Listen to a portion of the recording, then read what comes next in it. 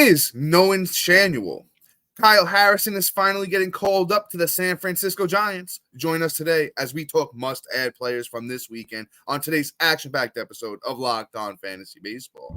You are Locked On Fantasy Baseball, your daily fantasy baseball podcast. Part of the Locked On Podcast Network, your team every day.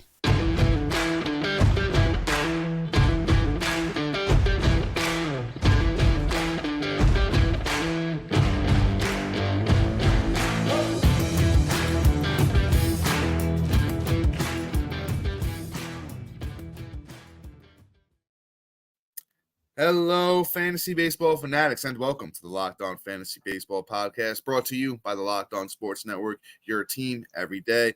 As always, we're your number one source of fantasy baseball knowledge, and thank you for making us your first listen each and every day. I'm your host, Dominic Martino. You can find me on Twitter at DomMartinoFB. Here, as always, with my brother, my co-host, my partner in crime, Matthew Ane, and you can find him on Twitter at Matthew_Ane.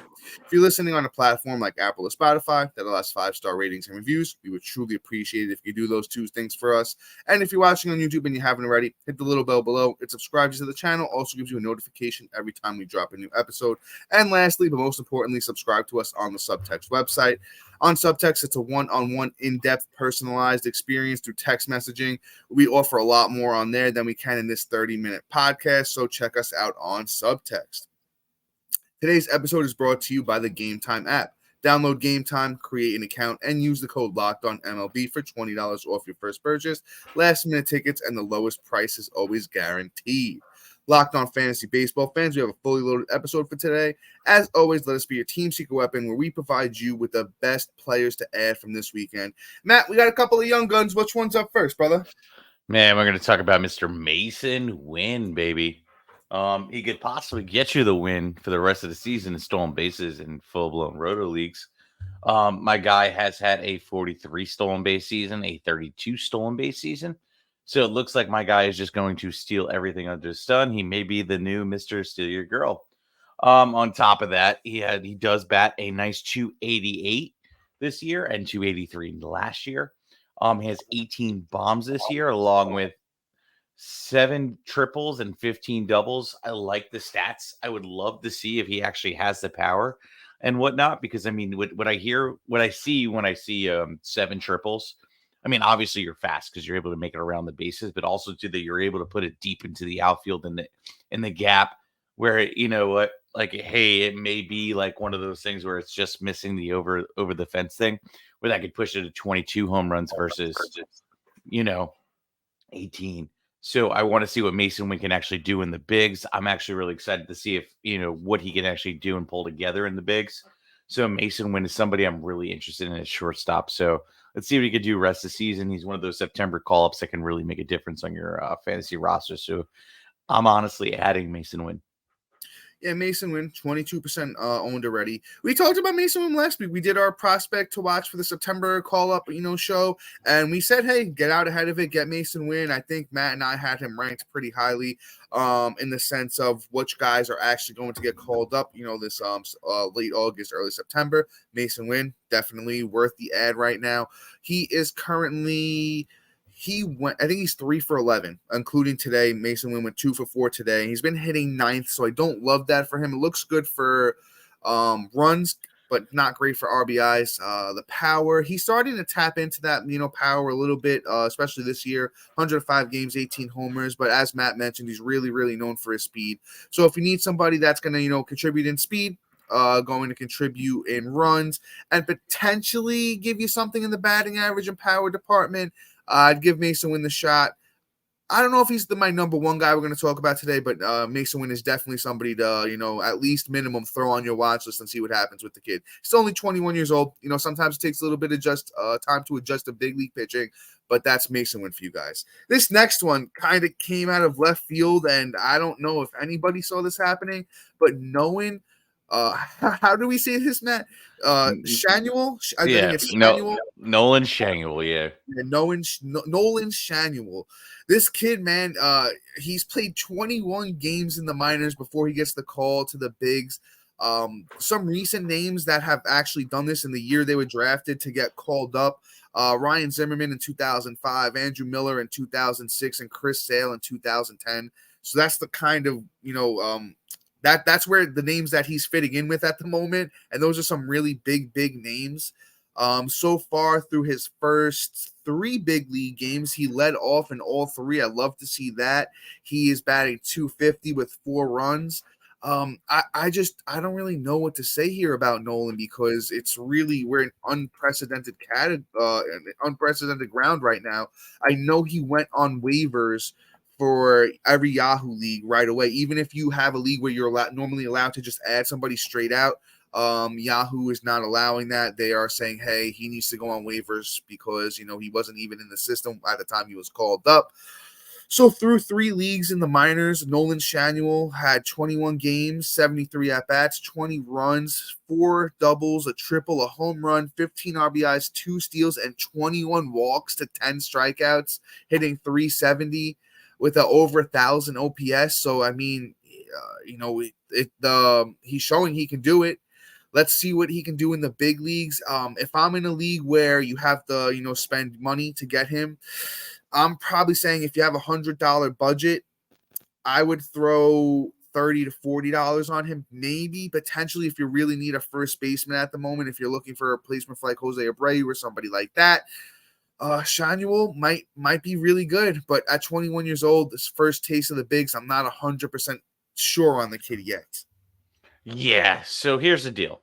Like, I'm adding him everywhere I go just based off of the fact that this kid got the call up within 21 games.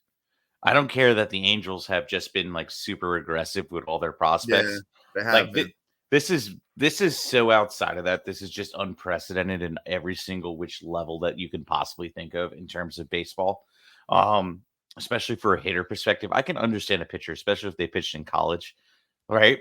Whereas like Schanuel has been he played in college himself. Like this year he was playing in college, where he just had an incredible college career. I mean, like if you really go back to 2023, right, for his Florida Atlantic team, right, he had 197 at bats, 70 runs in that span, 18 doubles, 4 triples, 19 bombs, 64 ribs, 14 stolen bases, and batted .447.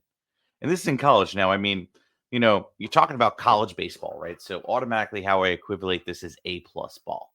Because most of the talent is A+, except for the pitching. I would say most of the really good pitchers do not go to college. They just go right to the MLB and they go play rook ball and they go play AA and single A. That's really where it's at. But for him to post up that and then translate instantly tells me that Schanuel really is a special talent. How long it'll take him to actually translate is going to be a thing. But what I'm going to do is I'm going to add him and not miss out.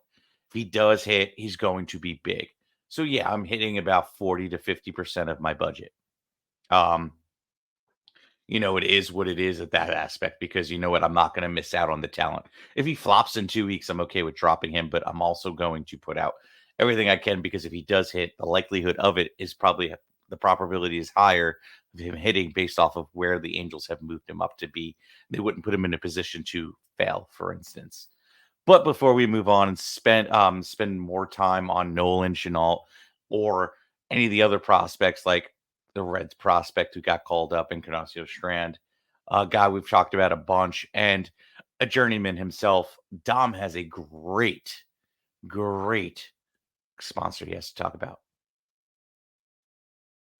Have you ever tried to buy tickets to see your favorite artist or sports team and wound up being stressed out by how much of a hassle it can be? Buying tickets to your favorite events shouldn't be stressful. That's why you need to check out the Gametime app. Gametime is the fast and easy way to buy tickets for all the sports, music, comedy, and theater near you. With killer deals on last-minute tickets and their best price guarantee, you can stop stressing over the tickets and start getting hyped for the fun you'll have. Using the Gametime app is super rewarding with flash deals and last-minute tickets. Easy to find and buy tickets for every kind of event in your area. Images and views from the seats you'll be sitting in. Lowest price guarantee and event cancellation protection. I mean, there's a reason it's the fastest growing ticketing app in the country, Download the Gametime app, create an account, and use the code LOCKEDONMLB for $20 off your first purchase. Terms apply. Again, create an account and redeem the code LOCKEDONMLB for $20 off. Download Gametime today. Last-minute tickets, lowest prices always guaranteed. And dear everydayers and new listeners, we have an incredible opportunity for you to support the show and enjoy some fantastic perks along the way. Introducing our Diamond Club on the Subtext website. By becoming a member, you not only contribute to the show's success, but also gain access to exclusive benefits. Get your hands on waiver wire rankings, call-up alerts, injury updates, instant reactions, and enjoy direct access to us for all of your burning fantasy baseball questions. Plus, you can try it out completely free for 14 days. Your support means the world to Matt and I, and we can't wait to connect with you on this exciting journey. Join our Diamond Club on the Subtext website today and let us take your fantasy baseball experience to new heights. And guys, keep saying it. We'll continue to say it if you're already a member of the Diamond Club. And if you join before September 1st, you get that chance to be in the raffle to join our listener league for next year. This is the first chance we're giving out, where it's going to be a great time, talk a little trash, come play with the pros, show Matt and I what you got, and it's just going to be fun, another fun way to get to know you guys a little bit more. But let's get back into this thing. Let's move on to this next guy here, and let's talk about Christian Encarnacion Strand. Now, Strand, he's been pretty solid since he's got the call. He hasn't been blowing anybody away, but he's definitely been serviceable. Through 29 games, he has 12 runs, 2 doubles, 4 homers, 15 RBIs, a steal, and the .263 batting average to go with it. Kind of hoping for a little bit more power here from Encarnacion Strand, and through his last 14 days, he has 4 runs, 3 homers, 6 RBIs, a steal, batting .250 with an .808 OPS. So he's starting to tap into the power a little bit more. Batting averages, a little bit lower than I'd like at the 250 mark for the last 14 days. But I think he's starting to progress a little bit, starting to see the ball a little bit better. I mean, this is a guy who's never hit lower than 304 in the minors, but it takes time to adjust. That's why when I was talking about Schanuel and Winn and any of these young guys that first get the call, you're not really expecting any of them to just come up and be an Acuna, be a Tatis, a Luis Robert, guys that's just kind of, Juan Soto, guys that have translated right away. But Strand at 23, he's a little bit older, he's starting to look a little bit better, and he's still only 41% owned for Strand. So you know what? I think you still have to go out there and get him. I would take him over Schanuel at first base.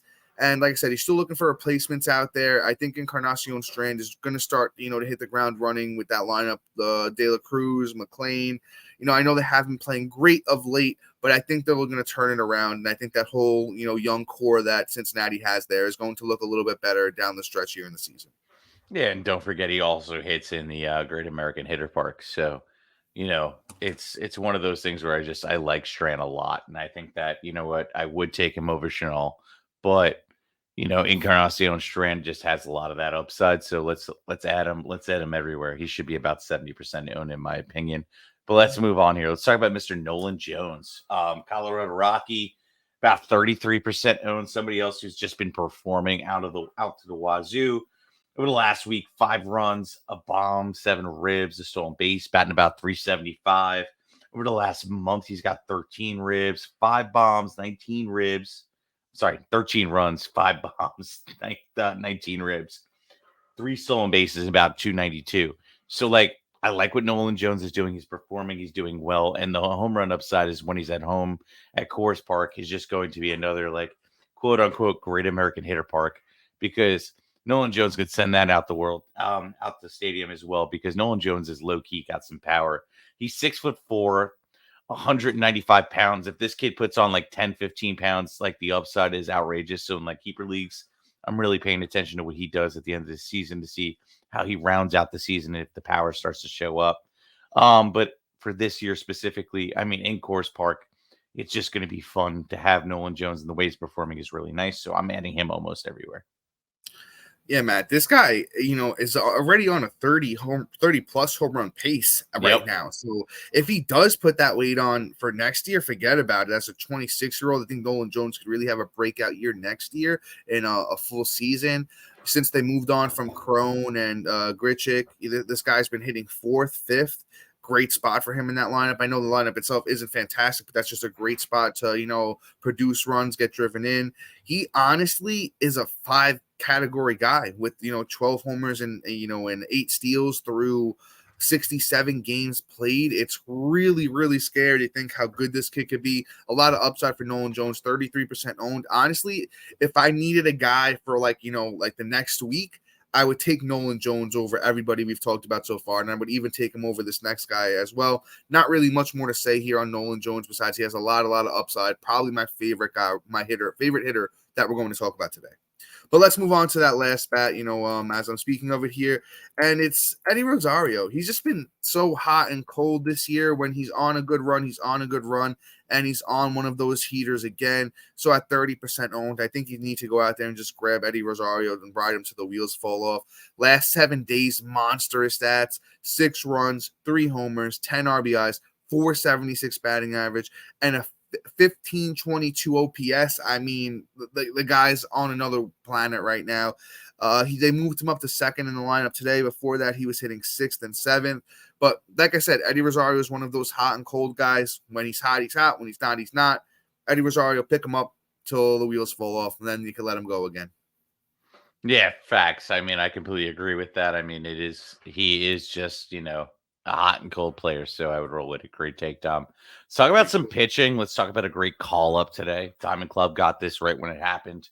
You guys getting it on Monday, which is still a great time. It's Kyle Harrison. Kyle Harrison, top prospect, has had a rough season, has about a 4.67 ERA on the year. Hasn't really been performing, but it's really just all based off of the last month, in June and July. Those 2 months he had a 6 ERA, but if you go back to like May, he had a 3.38. April a little bit heavy on a 4.02, but then you go to August and he has a 3.86 ERA. Still a little high, but he's still doing his thing. Um, you know, he's one of those guys that just had a top and upside where like the kid has some really great stuff. So like maybe they're trying something new, which is like really just kind of like inflating his numbers and whatnot. Because in 2022, he had a 2.71 ERA. In 2021, he had a 3.19 ERA. To go with that, he had an innings pitch of in 2022 of 113 and had 186 strikeouts. And then in 2021, he had 98 innings pitched and had 157. The kid is a strikeout machine. So we'll see what Kyle Harrison can actually do in the bigs. He may have a super, and this is my prediction, a super high whip with games where it's like, oh my God, he looks like a mad genius. And then other games where his ERA gets blown up because he's hanging balls in bad spots because he's just trying to strike out everybody under the sun. He has an incredibly high whip.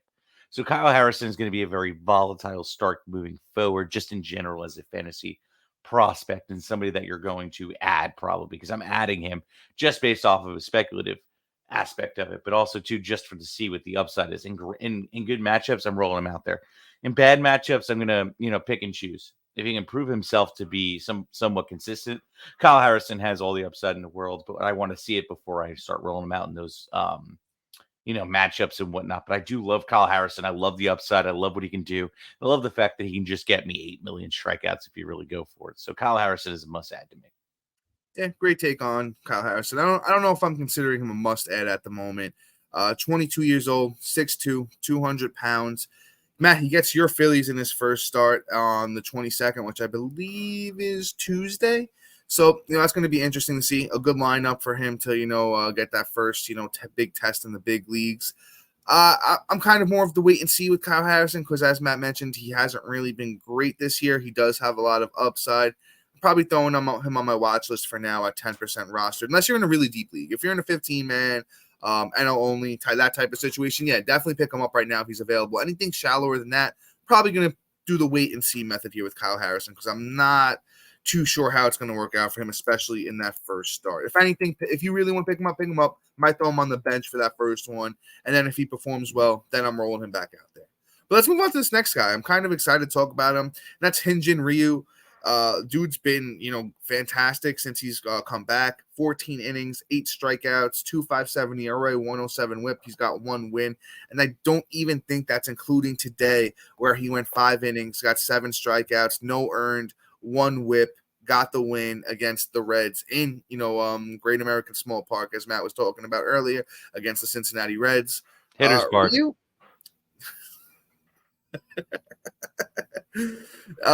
So I guess I'll go with Matt. I guess we'll have to call it Great American Hitters Park. But 40% rostered right now for Ryu. I think he's a must-add at the moment because we all know his upside, and if you don't, he was always pretty solid with the Dodgers. He's just been solid over his whole career. I really like Ryu a lot. Just big lefty that can get it done. Yeah, facts. I mean, Ryu is somebody we called, said, hey, you might want to stash this kid. So, like, he's one of those players where I'm really all about it. And before we move on, we talk about a meter that's always running. We talk about a Baltimore pitcher that's just always getting it, and somebody that might assassinate everybody with the Assad over here. And we'll find out. But right now, we got a break for you. All right, and we're back. All right, we're going to talk about Mr. Cole Irving of the Baltimore Orioles over here. Has had a really solid month. Like, I mean, really solid. 16 innings, 17 Ks, a 2.76 ERA with a 104 WHIP. Looking good. I mean, he's not somebody I'm like running out there and going to add or anything like that. But what I am looking for in a pitcher off the waiver wire is somebody that's going to K per 9 and keeping it under 4. And right now he's keeping it under 3. So I like this in the last month appearances. And on top of it, it's on the Baltimore Orioles, which is really nice. Just the Orioles are running through things and getting stuff done. So, like, the probability of getting a win is high. Cole Irving has been consistent over the last month, keeping the ERA down, keeping the whip down. So, and a K per 9. That's all the boxes checked for a pitcher that I like to add. So, right now I'm just adding Cole Irving. I mean, I don't know if I'm going to roll him out against, like, the Dodgers, for instance. But if the matchup's right for me, and I'll roll him out. It looks like he'll probably get Colorado. Yeah, Colorado. Is it at Colorado? No, it's in Camden. Oh, so then that's you know a good what? one. That's a really good one. Colorado has been absolutely doo-doo outside of Nolan Jones. So, you know what? If he can pitch around Nolan Jones, he's going to be successful. It looks like he can. So, like, I'm going to roll Cole Irving out there, no question. Yeah, Matt, I'm on board with you. You read off the stats of recently; they look great. Cole Irving had a serviceable year last year. He wasn't fantastic, but as I said, serviceable with 3.98 ERA, 181 innings, 128 strikeouts, and a 1.16 WHIP. So he definitely has upside. But Matt, good take on Cole Irving. I really don't have much else to add besides he's 14% owned. He's available almost everywhere. Let's move on to one of Matt and I's boys. He was a late round sleeper coming into the year, and he has just not lived up to the hype, and it's Reid Detmers. No, can't really hide the lead on that one. He had a good start in his last time out. I'm leaving it at that. He had a good start his last time out, and it was at Texas, and we all know the Rangers have been one of the better lineups in all of baseball. 7.1 innings, got the win, 5 strikeouts, no earned, and he had a 0.68 WHIP. So Reid Detmers has been playing with his velocity, especially on that slider. He's been trying it. He came into the year throwing it really hard, and then he tried to slow it back down a little bit, and he was having some success with that. And then he started to get smacked around again. So he's just been really, really inconsistent this year. He's had some really high notes, some really low notes. He gets Cincinnati next time out. Cincinnati hasn't been great. He gets them, in LA. He doesn't have to go to Great American Hitter Park, as Matt would call it. And I think there's a chance here he might be able to figure it out and have a nice run to the end of the year like he did last year. 32% owned on Yahoo for Reid Detmers, and I just hope that he can start the meter back up and keep it running the rest of the way. We all know the upside here for this young gun, and it is tremendous if he can pull it all together.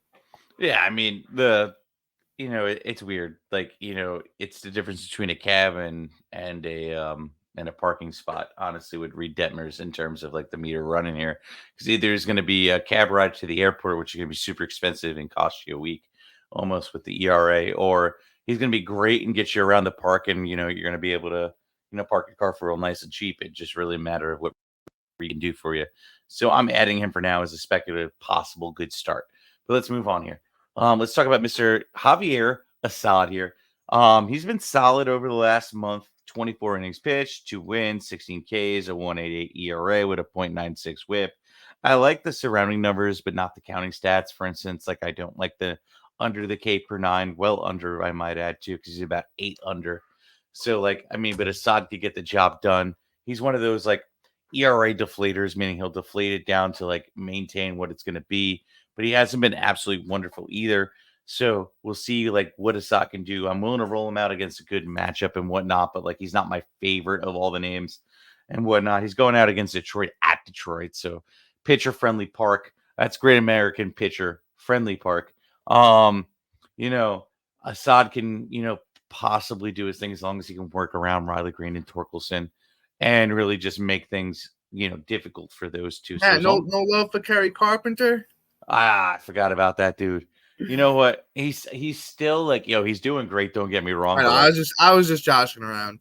he's one of those dudes that, like, I just want to see him keep doing it for like another couple of weeks, and then I can kind of put him in that category.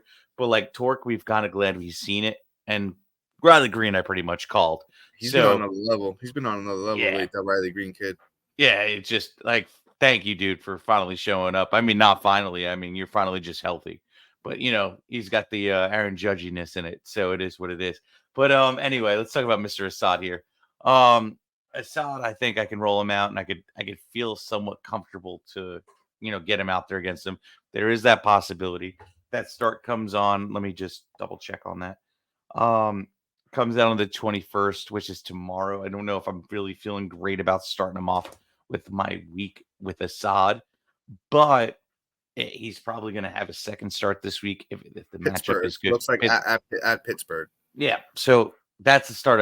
I am willing to roll him out there. So I may not roll him out tomorrow, which is today when you're listening, but I am willing to roll him out against Pittsburgh. So Assad is probably a better ad for the weekend. Yeah, Matt, great take on Assad. I'm throwing him out there for both games. I want to see where it goes. As we mentioned, there's only a few players on Detroit to be scared of. And as you also mentioned, big park, pitcher friendly. Assad, the last 2 years, including, even the stint in the minors last year looked pretty good, at, 24, 25. Looks like he's starting to figure things out a little bit. Hey, he might not be a K per 9 guy, but as I mentioned, he could suppress the runs a little bit, whips a little bit high. This is a deeper league play. Don't get me, Javier Assad's a deeper league play at the moment. He's currently only 13% owned on Yahoo. So, out of everybody we're talking about, he's probably low man on this holding pool, but I still think there is room to get Javier Assad into your rotation and kind of just ride the wave. 2 friendly matchups this week, and if he can, perform well in both of those, looks like he might even get Cincinnati next week, but it's also at, Great American Small Park, or Hitter Park, as Matt would like to call it. So that one's a little risky, but with Javier Assad, you could at least take the chance for now and see where it takes you. But Matt, anything else here before we wrap up, brother? We're chilling, man. Let's get this thing done. Sir. So, guys, that is all for us today. Please be sure to like, subscribe, comment, rate, and review. Also, thank you for making, to our everydays and new listeners, thank you for making Locked On Fantasy Baseball your first listen each and every day. And, guys, we'll be back tomorrow. Matt, what do we got on the board for tomorrow? What are we going to do? I'm not 100% sure yet. Stashes, baby. Yeah, I think we're doing stashes per normal. I'm going to do guys to stash on your IL. But, guys, until then, we will see you. Peace.